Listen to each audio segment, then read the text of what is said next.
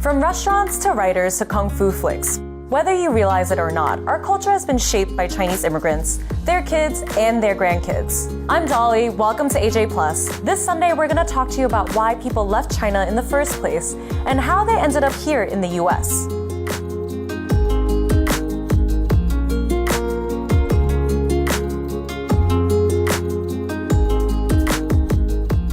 Chinese people have been coming to the US for more than 150 years to pursue economic opportunities, escape political unrest, and seek higher education. To help make this explanation easier, we're going to break this down into 4 periods. Though over 4 million Chinese people live in the US today, at the beginning, these numbers are pretty small. The first group of immigrants left because of political instability and news of golden jobs in California. Back in the 1850s, the cities up and down the Pearl River Delta, including Guangzhou, were hubs for international trade.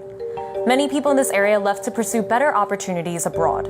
At the same time, the Taiping Rebellion and the Opium Wars led others to flee poverty and instability. Meanwhile, gold was discovered in California and extra hands were needed to build the Transcontinental Railroad. And these forces kicked off the first wave of Chinese immigration.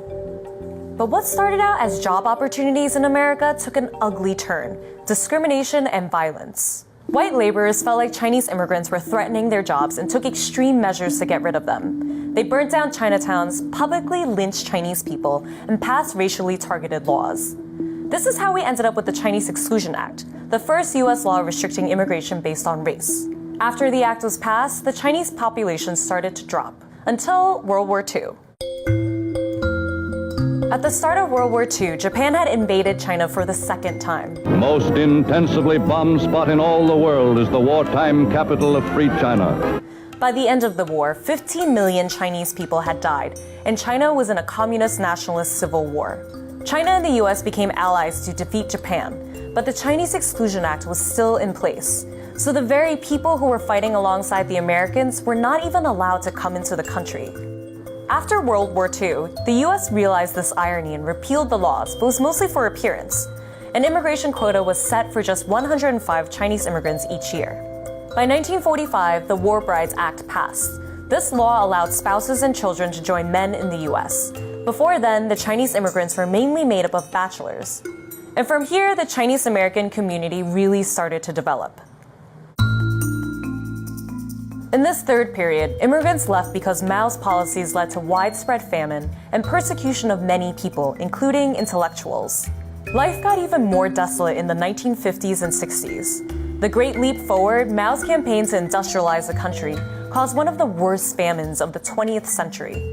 Soon after, Mao launched the Cultural Revolution, a campaign to purge the country of everyone deemed Western or bourgeois, including students, professors, and doctors. The revolution was violent and bloody. This changed the makeup of who left China. Those who had the means to and were willing to risk their lives fled.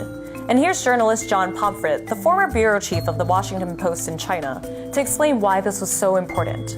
The push factor from China was the chaos, the political backbiting, the attacks on Western education that were being carried out by Mao Zedong and the Communist Party. And that pushed huge numbers of Chinese to vote with their feet by going to Hong Kong and then getting access to the United States through family reunification. Meanwhile, the civil rights movement was in full swing, leading to the passage of the Immigration Act of 1965, officially ending the 105 quota. Here, the Chinese population really started to pick up. The majority came from Hong Kong and Taiwan, including some mainland Chinese refugees. And many were coming to study in American universities. By this time, the Chinese population had shifted from mainly blue-collar workers to white-collar workers. From 1950 to 1960, the Chinese population doubled. After Mao died, Deng Xiaoping came to power. He was known for opening up the Chinese economy to more free market principles. By 1990, we started seeing signs of a growing economy in China. Despite the economic reforms, China's government remained strict on protests and public dissent. When the Tiananmen Square crackdown happened in 1989, over 70,000 Chinese students got permanent residency in the US.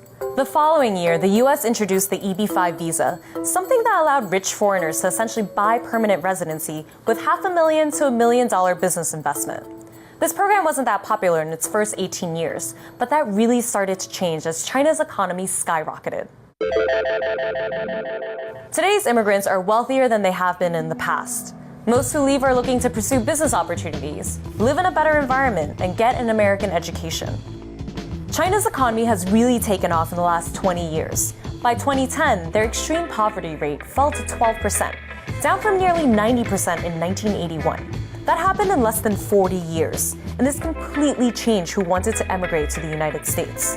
Here's John Pomfret again to explain how today's immigrants are different from immigrants of the past. The push factor is now more so issues of potential economic opportunity, the search for a better life, clean food, cleaner air, cleaner water. Compared to the 90s, Chinese immigration slowed down at the turn of the century. The economic boom in China created more opportunities at home. So in the last few minutes, we told you about more than 100 years of immigration history. From the poor to the persecuted to the wealthy, the Chinese American story ranges. And like all immigrants, there's always been more than one side: the dreams of a better life and the challenges they've left behind.